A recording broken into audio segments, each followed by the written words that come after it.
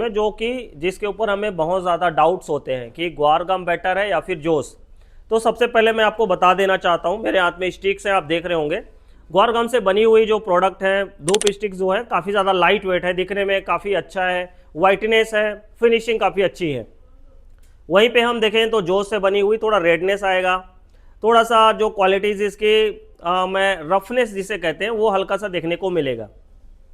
इसका कारण क्या है? देखो, ग्वार गम होता है high capacity, high bonding capacity इसमें होती है। जैसे कि मैं बताया ना, 600 CPS वैल्यू, 6000 8000 के आसपास की इसकी CPS वैल्यू होती है। तो जो बैटर होती है वो मैन्युफैक्चरर के लिए होता है। मैन्युफैक्चरर क्या करता है, अपना कॉस्टिंग कंट्रोल करने की कोशिश करता है कि हमारा पैसा कहाँ बचेगा। तो जो ग्वार गम पाउडर्स होते हैं वो बहुत ज़्यादा हाई कैपेसिटी बॉन्डिंग होने की वजह से इसमें मैन्युफैक्चरिंग कॉस्ट कम बैठती है। तो जनरली जो मैन्युफैक्चरर होते हैं वो यही प्रीफर करते हैं कि भाई हमारा प्रोडक्ट जितने से जितने सस्ते में बन जाए। सेकंड चीज़, इसकी क्वालिटी काफ़ी लाइट वेट होती है, मतलब जब भी प्रोडक्ट बन के निकलेगा तो काफ़ी लाइट दिखेगा, क्योंकि ऑलरेडी वाइट कलर की होती है, जिसकी वजह से इसमें बहुत ज़्यादा अच्छा क्वालिटी देखने को मिल जाता है। लेकिन यहीं पर हम बात करें तो जब ये परफ्यूमिंग प्रोसेस में, अगर इसी केस में बाय द वे कभी कभी ये होता है कि जब गमिंग कैपेसिटी की CPS वैल्यू बढ़ जाती है तो बर्निंग इशू का एक बहुत बड़ा प्रॉब्लम होता है। बर्निंग इशू जब पहुंचा तो आपका प्रोडक्ट फिर खत्म है वहां पे। तो इस कंडीशंस में ग्वार गम बहुत ज़्यादा आपको प्रॉब्लम करेगा ही करेगा, क्योंकि परफ्यूमिंग होने के बाद बर्निंग इशू आ गई तो आप सभी जानते हैं कि कितना ज़्यादा प्रॉब्लम होता है भाई, मार्केट खराब होने के भी चांसेस आ जाते हैं। और एक कंडीशन बता देता हूं जो कि ग्वार गम में अधिकतर देखने को मिलती है, ये फ्रेग्रेंस को लास्टिंग नहीं करता। इसका कारण ये है कि हाई गमिंग कैपेसिटी होने की वजह से परफ्यूमिंग का एब्जॉर्बिंग सिस्टम है वो बहुत ज़्यादा कम हो जाता है। इस कंडीशंस में क्या होता है, जब हम ग्वार गम पाउडर यूज़ करते हैं तो काफ़ी ज़्यादा बॉन्डिंग इशू होने की वजह से वो काफ़ी ज़्यादा स्ट्रांग हो जाती है। अब सपोज डैट अगर इसमें से परफ्यूम एग्जॉस्ट नहीं किया तो क्वालिटी कहाँ से देगा। सेकेंड चीज़, अगर हम ये देखें तो इसकी जो मतलब गमिंग की कैपेसिटीज़ हैं वो काफ़ी ज़्यादा स्ट्रांग हो जाती है। अगर हम तोड़ने की कोशिश करें तो भी टूटने में मुश्किल हो जाएगी, इतनी मतलब कड़क हो जाती हैं।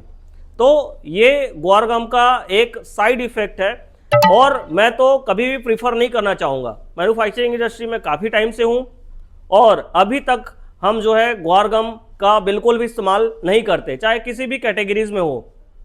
और आप कर रहे हैं, आपके मैन्युफैक्चरर्स आपको ग्वार गम से बना हुआ माल दे रहे हैं तो उसका ध्यान आप ज़रूर रखिए और उसकी क्वालिटीज़ को आप ज़रूर वेरीफाई कीजिए। ये हो गया ग्वार गम। हम चलते हैं जोस पाउडर की तरफ। जोस सबसे ज़्यादा बेनिफिशियल चीज़ अगर मैं इसकी कहूँ तो आप इसे कितनी भी कैपेसिटी में यूज़ कर लो। सपोज डैट आप कोई भी कैटेगरीज बना रहे हो, चाहे धूप स्टिक, कोन या फिर अगरबत्तियाँ, सब में 100% एक्यूरेट वर्क करती है। हालांकि इसके प्रोडक्शन कॉस्ट में थोड़ा मतलब प्रोडक्शन कॉस्ट बहुत ज़्यादा लगता है, क्योंकि हमें पाउडर्स बहुत ज़्यादा इस्तेमाल करने पड़ते हैं। एक एग्जांपल दे देता हूँ, अगर हम 1 किलो किसी तरीके के पाउडर्स में ग्वार गम यूज़ कर रहे हैं तो 70 से 80 ग्राम में भी हो जाता है, अगर अच्छा CPS वैल्यू का है तो। इसी बीच अगर हम 1 किलो के लिए जोस पाउडर यूज़ करते हैं तो लगभग 170 से लेके 200 ग्राम तक का भी ये धूप स्टिक्स या फिर धूप कैटेगरी की अगरबत्ती, ब्राउन अगरबत्ती बनाने में लग जाती हैं। ब्लैक की बात नहीं कर रहा हूँ यहाँ पे, ब्लैक चारकोल बेस होने की वजह से उसमें जोस पाउडर कम लगता है। यहाँ पे मैं धूप स्टिक्स, कोन, अगरबत्ती की बात कर रहा हूँ। तो 170 ग्राम से लेकर 200 ग्राम तक का हमारा ये जोस पाउडर लग जाता है। अब देखो 70 ग्राम और 200 ग्राम डिफरेंस तो नजर आएगा ना। मैन्युफैक्चरर यहीं पे अपना पैसा बचाने की कोशिश करता है।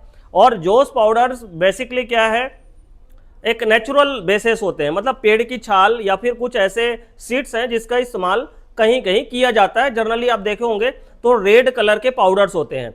रेड कलर इसलिए होता है क्योंकि पेड़ का जो छाल होता है वो रेड कलर में होते हैं, जिसके वजह से ये जो है जोस पाउडर आपको थोड़ा सा रेडनेस कलर दिखेगा। अब जब भी आप डीपिक करोगे तो एकदम ब्राउनिश कलर आएंगी। ब्राउनिश कलर आने की वजह से क्या है, ये थोड़ा सा दिखने में थोड़ा हमें ये लगता है यार थोड़ा सा ग्वार गम दिखने में अच्छा लग जाता है। जोस पाउडर ब्राउनिश कलर होने की वजह से थोड़ा सा मतलब दिखने में अच्छा नहीं लगता। बाकी हमें क्या है, हमें तो फ्रेग्रेंस की क्वालिटी चाहिए ना। आदमी ये नहीं देखता कि काला पीला नीला है, आदमी ये देखता है कि खुशबू कितनी अच्छी सी आ रही है। तो जोस पाउडर की जो फ्रेगनेंस होती है वो काफ़ी ज़्यादा लास्टिंग करता है। दूसरी चीज़, नेचुरल इंग्रेडिएंट्स होने की वजह से, नेचुरल पाउडर्स होने की वजह से इसमें केमिकल का कोई इफेक्ट नहीं होता।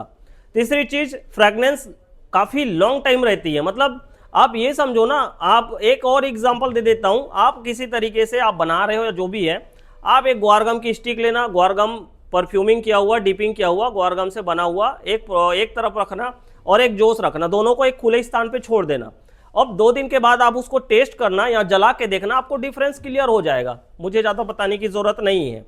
तो ये जोस पाउडर की खासियत है। अगर आपको एक फ्रेगनेंस को लास्टिंग देना है, काफ़ी सारे कस्टमर्स हमसे ये भी क्वेश्चन करते हैं कि अभी जस्ट ये एक क्वेश्चन उठा कि सर हमारी स्टिक्स इतनी अच्छी है बट हमें प्रॉब्लम्स क्यों हो रही हैं, फ्रेगनेंस में क्यों इशू आ रहा है।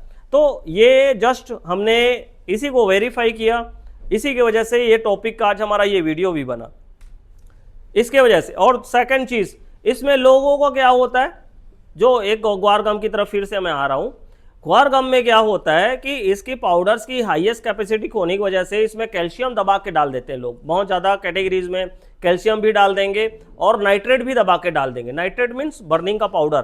तो होता क्या है, ज़्यादा कैपेसिटीज़ में कोई, अगर हमें जनरली जितनी मात्रा में यूज़ की जानी चाहिए उससे ज़्यादा मात्रा में अगर यूज़ हो रही है तो कहीं ना कहीं इफेक्टनेस तो दिखाएगा ही, क्योंकि ये ग्वारगम में आपको देखने को मिलेंगी। जोस पाउडर आपके लिए दोनों तरीके से जो है फायदेमंद होगा, प्रॉफिटेबल साबित होगा ही होगा। हाँ, ये हो सकता है प्रोडक्शन कॉस्ट में जो है बहुत ज़्यादा मतलब डिफरेंस आ जाता है, क्योंकि पाउडर्स हमें बहुत ज़्यादा कैटेगरीज में यूज़ करना पड़ जाता है। मैंने डिफरेंस बताया ना, 70 ग्राम और 200 ग्राम, तो डिफरेंस तो आएगा ही, है ना। तो जो भाई हमसे ये भी क्वेश्चन करते हैं कि सर परफ्यूमिंग अच्छे से खुल के नहीं आ रहा है, तो कहीं ना कहीं ये जो छोटे छोटे प्रॉब्लम्स होते हैं ना, उसकी वजह से भी फ्रेगनेंस की लास्टिंग नहीं होना, फ्रेगनेंस दब के चलना या फिर खुशबू कुछ दिन रह के ख़त्म हो जाना, तो ये सारे प्रॉब्लम्स इन्हीं की वजह से होती हैं। इसका ध्यान आप ज़रूर रखें।